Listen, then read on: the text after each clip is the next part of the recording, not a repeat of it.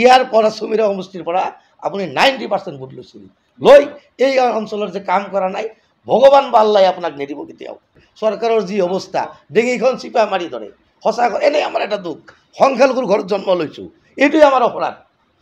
যদি আমি সঁচা কথাখিনি ক'ব পাৰোঁ কোনোবা কেছ লগাই দিয়ে পুলিচে হাৰাশাস্তি কৰাই দিয়ে কিবা কিবি মানে ৰঙা চকু দেখুৱায় কিন্তু কিমান দিন আৰু ৰঙা চকু দেখি আমি ভয় খাই থাকিম এতিয়া ক'বলৈ বাধ্য যোৱা কেইদিন আপোনালোকে লক্ষ্য কৰিছে যোৱা কেইদিনৰ পৰা অসমৰ ডাইনামিক মুখ্যমন্ত্ৰী তেতিয়া আমাৰ কংগ্ৰেছ দলৰে আছিল ভিডিঅ'টো ক্লিক কৰাৰ বাবে ধন্যবাদ জনাইছোঁ আজি মোৰ সৈতে আছে অসম প্ৰদেশ কংগ্ৰেছ কমিটিৰ RTI সম্পাদক ফজলুল হক ডাঙৰীয়া দাদা আমাৰ এই চেনেলটোলৈ আপোনাক স্বাগতম জনাইছোঁ নমস্কাৰ ধন্যবাদ নিশ্চয় আৰু যেহেতু আপুনি এটা সময়ত বক সমষ্টিৰ মানুহ এজন হৈ চেঙা সমষ্টিত টিকেটৰ দাবীদাৰী আছিল সেইটো সময়ত আপুনি যেতিয়া নাপাইছিল টিকেটটো তাৰ কিবা কাৰণ আছিল নেকি চাওক প্ৰথম কথাই হ'ল আমি দুখীয়াক কেনেকৈ সহায় কৰিব পাৰোঁ মনটো মোৰ দুখীয়াক নিচলা গৰীব নিচলা মানুহখিনিক সহায় কৰাৰ এটা মনোবৃত্তি সৰুৰ পৰাই আছে সৰুৰ পৰাই ৰাজনীতিৰ লগত জড়িত আজি বিগত প্ৰায় 60 বছৰেই হ'ল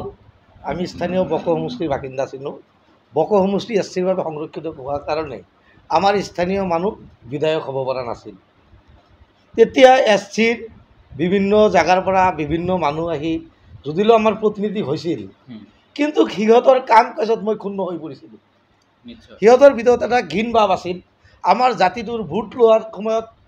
বহুত ভোট লৈছিল আপুনি বৰ্তমানলৈকে চাওক এই 50 বছৰ যে আমাৰ সমষ্টিত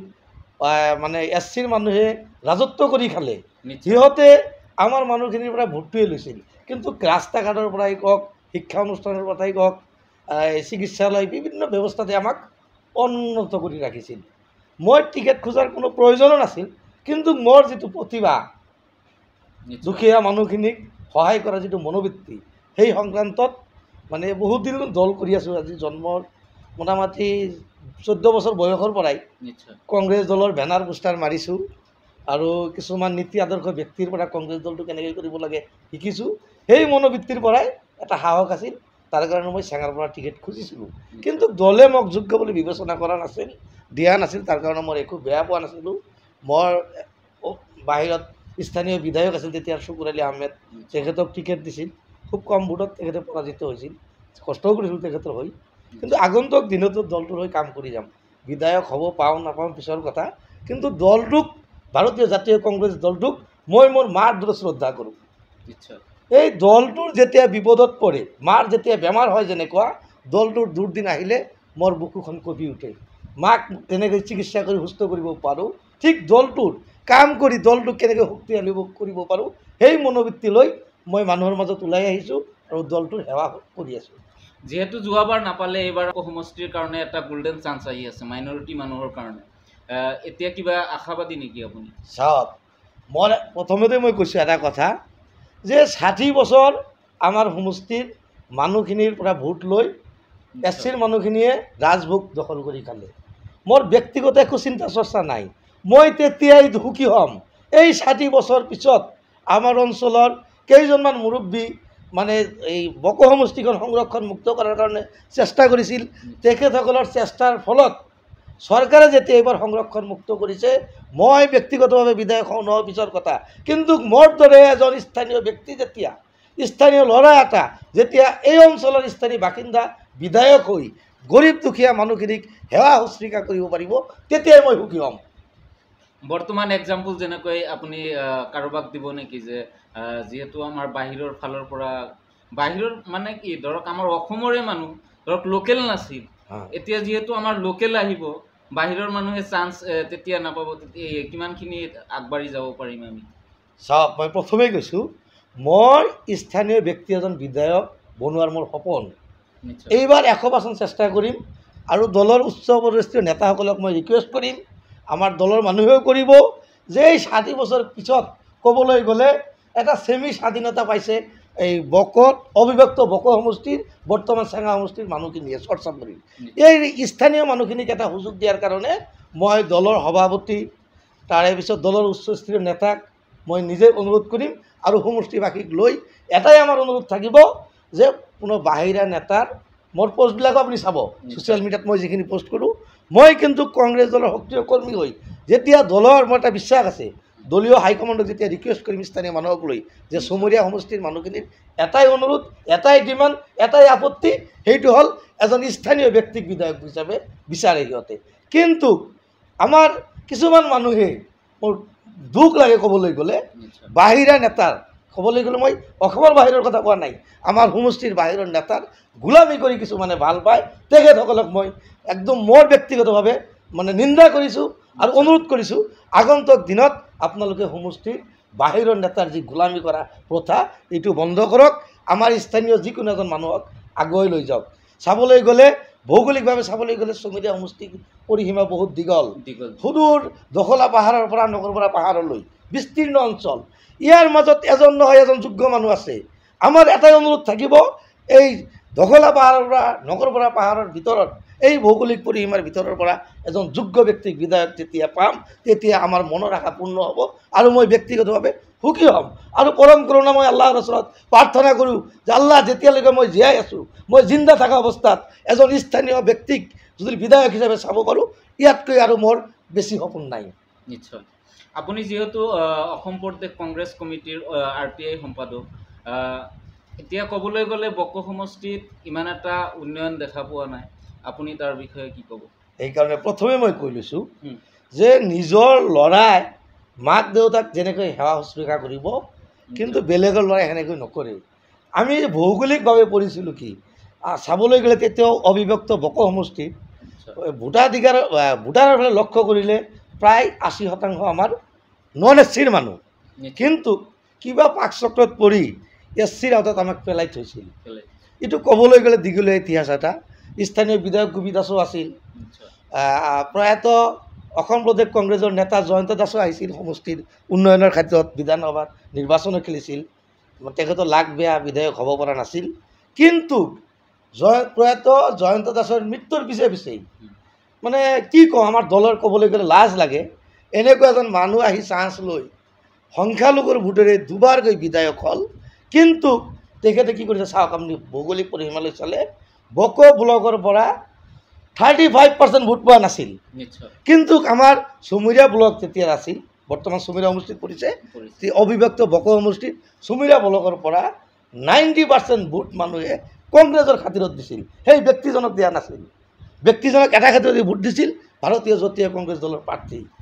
কিন্তু তেখেতৰ যিটো মানে মই দলীয় ঊৰ্ধ্বতম মহলকো জনাইছোঁ তেখেতৰ যিটো হিংসা ভিত্তি চৰ চাপৰি বুলি এই মিয়াখিনিৰ মানুহখিনিৰ ভোট লৈছে ঠিক কিন্তু ইয়াত কামৰ যিটো নমুনা মই বাৰে বাৰে আমাৰ প্ৰদেশ কংগ্ৰেছৰ সভাপতি মহোদয়ক জনাইছোঁ বিৰোধী দলৰ সভাপতিক জনাইছোঁ উপসভাপতিক জনাইছোঁ যে আমাৰ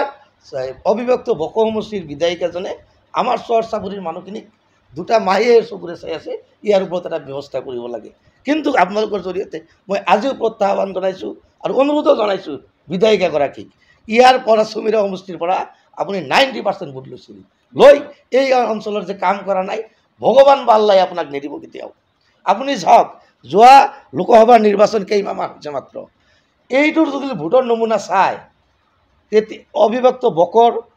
পৰা যদি বকো ব্লকে কিমান ভোট দিছিল কংগ্ৰেছ দলক আৰু চুমুৰীয়া ব্লকে কিমান ভোট দিছিল আকাশ পাতল পাৰ্থক্য মই মীৰা বৰঠাকুৰ বাইদেউ এজন ভদ্ৰ মানুহ তেখেতক আমি ভোট দিয়াটো বহুত ভোটেই দিছোঁ 95% ভোট দিছোঁ চুমুৰীয়া সমষ্টিৰ পৰা তেখেতক মই এটা অনুৰোধ কৰিম আপুনি আমাৰ হাৰিলোঁ আমাৰ MP গতিকে আপুনি প্ৰদেশ মহিলা কংগ্ৰেছৰ সভানেত্ৰীও আমাৰ স্থানীয় বিধায়িকাগৰাকীক আমাৰ যে অঞ্চলৰ কাম কৰা নাই তাৰ বিষয়ে আপুনি কাম কৰিবলৈ বাধ্য কৰাওক এইখিনি মোৰ মীৰা বৰঠাকুৰ বাইদেউলৈ অনুৰোধ বৰ্তমান বিজেপি চৰকাৰ চলি আছে তাৰ বিষয়ে কি ক'ব কামবিলাক ভাল কৰি আছে না বেয়া কৰি আছে চাওক বৰ্তমান যি চৰকাৰ চলি আছে মই ক'বলৈ গ'লে আজিকালি মানে কি সঁচা কথা ক'বলৈ গ'লে চৰকাৰৰ যি অৱস্থা ডিঙিখন চিপা মাৰি ধৰে সঁচা এনেই আমাৰ এটা দুখ সংখ্যালঘুৰ ঘৰত জন্ম লৈছোঁ এইটোৱে আমাৰ অপৰাধ যদি আমি সঁচা কথাখিনি ক'ব পাৰোঁ কোনোবা কেছ লগাই দিয়ে পুলিচে হাৰাশাস্তি কৰাই দিয়ে কিবা কিবি মানে ৰঙা চকু দেখুৱায় কিন্তু কিমান দিন আৰু ৰঙা চকু দেখি আমি ভয় খাই থাকিম এতিয়া ক'বলৈ বাধ্য যোৱা কেইদিন আপোনালোকে লক্ষ্য কৰিছে যোৱা কেইদিনৰ পৰা অসমৰ ডাইনামিক মুখ্যমন্ত্ৰী তেতিয়া আমাৰ কংগ্ৰেছ দলৰেই আছিল মই ভাবিছিলোঁ যে যি দলত মন সেই দলত থাকক, কিন্তু প্ৰথমত কংগ্ৰেছৰ পৰা আহি কংগ্ৰেছৰ যি নীতি-আদৰ্শ তেখেত ধৰি ৰাখিব। কিন্তু তেখেতৰ কিছুমান কথাত মই নিজে লজ্জিত হওঁ। এটা দলৰে কৰ্মী আছিলোঁ একেলগে, তেখেতে সন্তুলিত স্বৰত এবাৰ MP ইলেকশ্যনৰ সময়ত আহিছিল, আমাৰ মিয়া মুছলিম মানুহে বনোৱা মিছলা মাছেৰে ভাত খাইছিল। আজি ইমানে স্বৰৰ মানুহ বেয়া তেখেতৰ ওচৰত, মোৰ লজ্জা লাগে। গতিকে মুখ্যমন্ত্ৰী মহোদয়ক মই অনুৰোধ জনাম, হিংসাৰ ভাৱ এৰক। আগৰ যি হিমন্ত বিশ্ব শৰ্মা কংগ্ৰেছত থাকোঁতে আছিল, সেই হিমন্ত বিশ্ব শৰ্মা হৈ অসমৰ গোটেইখিনি মানুহ আপোনাৰ বিভিন্ন জনজাতি, হিন্দু, মুছলিম, শিখ, খ্ৰীষ্টান, বৌদ্ধ সকলো মানুহে আপোনাৰ প্ৰজা। গতিকে আপুনি সমান চকুৰে দেখক, উন্নয়নৰ ক্ষেত্ৰত সকলোকে সমান চকুৰে দেখক। হিংসাৰ ভাৱ, হিংসা বিদ্বেষৰ ভাৱ এৰি কেনেকৈ অসমৰ গৰীব দুখীয়া নিচলা মানুহখিনিক আগুৱাই লৈ যাব পাৰোঁ, এই মনোবৃত্তি যদি মাননীয় মুখ্যমন্ত্ৰী মহোদয়ে অন্তৰত আনে, নিশ্চয় অসমত শান্তিৰ পৰিৱেশ আহিব আৰু অসমখন মাতৃখন আগুৱাই যাব। বৰ্তমান অসমত সামাজিক মাধ্যমত এটা বস্তু লক্ষ্য চবেই কৰি আছে, আপুনি হয়তো গম পায় যে আমাৰ মিয়াক লৈ যিটো প্ৰচাৰ চলাই আছে, যিবিলাক অত্যাচাৰ চলাই আছে, তাৰ বিষয়ে কি ক'ব? চাওক, মই মাননীয় মুখ্যমন্ত্ৰী তথা শাসকীয় দলৰ নেতাসকলক, তাৰ লগতে কিছুমান তথাকথিত সংগঠনৰ নেতা, সিহঁতসকলক মই এটাই অনুৰোধ জনাম, অসমৰ ইতিহাস ভালকৈ এবাৰ পঢ়ক। অসমৰ ইতিহাস এবাৰ ভালকৈ পঢ়ক। এই অসমত মুছলমানৰ বসতি আজি নহয়, আপোনালোকে জানে ইতিহাস ভালকৈ উলিয়াইছিলে। লাচিত বৰফুকনৰ লগত মুছলমান সম্প্ৰদায়ৰ মানুহেও মোগলক খেদা যুদ্ধত অংশগ্ৰহণ কৰিছিল। গতিকে আমাৰ জন্ম কালি হ'লেও আমাৰ পূৰ্বপুৰুষ, তাৰ পূৰ্বপুৰুষ হ'লেও মোগলক খেদিছিল। গতিকে আমি বাই জন্ম অসমৰ বতা পানী খাই ডাঙৰ দীঘল হৈছোঁ, আমাক ইমান তুচ্ছ তাচ্ছিল্য কৰিব পৰা নাযাব। মই অনুৰোধ জনাইছোঁ, আপুনি ইতিহাস ভালকৈ জানক। মিয়া মানে কি? মিয়া মানে কি? অসমীয়া যদি ভাঙি দিয়ে, অসম প্লাছ মিয়া, অসমীয়া। এইবিলাক সাধাৰণ কথা, সাধাৰণ জ্ঞান যদি সিহঁতসকলে দেশ চলাই আছে, অসমখন চলাইছে, ইয়াৰ বুৰঞ্জীৰ বিষয়ে যদি জ্ঞান নাথাকে, কিছুমান সস্তীয়া কথা কৈ মই হাতে ভৰি ধৰি ৰিকুৱেষ্ট কৰিছোঁ চৰকাৰ পক্ষৰ নেতাকৰ্মীখিনিক তথা মুখ্যমন্ত্ৰী ডাঙৰীয়াক, মুখ্যমন্ত্ৰী মহোদয়, আপোনাৰ মুখলৈ আমি আশাৰে বাট চাই আছোঁ, আমাক ইমান তুচ্ছ তাচ্ছিল্য নকৰিব। আমিওতো মানুহ, আপোনালোকেও যি জিভাৰে সোৱাদ লয় আমিও সোৱাদ লওঁ, আপোনালোকে নাকেৰে উশাহ নিশাহ লয় আমিও লওঁ। আমাৰ হাত যদি কাটি দিওঁ, ইয়াত ৰঙা তেজ ওলাব, এটা হিন্দু মানুহৰো ৰঙা তেজ ওলাব। গতিকে মোৰ এটাই অনুৰোধ চৰকাৰ পক্ষৰ মানুহখিনিক, এই অসম মাতৃ হ'ল শংকৰ আজানৰ মিলনভূমি। গতিকে আমি অতীজৰ পৰা যি সাতাম পুৰুষীয়া ঐক্য আৰু সংহতি ধৰি ৰাখি আগন্তুক দিনত অসম মাতৃক কেনেকৈ উন্নয়নৰ ফালে লৈ যাব পাৰোঁ, সেই কাম সকলোৱে মিলি কৰিম বুলি অনুৰোধ জনাইছোঁ। দাদাই বহুত সময় দিলে, তাৰ কাৰণে অশেষ ধন্যবাদ জ্ঞাপন কৰিছোঁ। দাদা অশেষ ধন্যবাদ থাকিল আপোনালৈ। Thank you. আগন্তুক দিনত পাম অসমখন বুলি আশা ৰাখি ধন্যবাদ থাকিল আৰু আগুৱাই লৈ যাব বুলি আশা থাকিল। তোমালোকে ছ'চিয়েল মিডিয়াত কাম কৰা মোৰ ভাতৃৰ প্ৰতি তোমালোকলৈ মোৰ এটাই অনুৰোধ, আমাৰ বিস্তীৰ্ণ অঞ্চল, অনুন্নত জাগা, নিশ্চয় এনেকৈ আগুৱাই লৈ বহুত প্ৰতিভা চৰ চাপৰিত আছে। চৰ চাপৰিৰ মনৰ ভাৱখিনি তোমালোকে আগুৱাই লৈ যাবা বুলি তোমালোকৰ তাত অনুৰোধ ৰাখি মই যি দুই এষাৰ কৈছোঁ, ভুল ভ্ৰান্তি হ'লে অসমবাসীৰ ওচৰত ক্ষমা খুজি এইখিনিতে অন্ত পেলাইছোঁ। ধন্যবাদ। শুভৰাত্ৰি।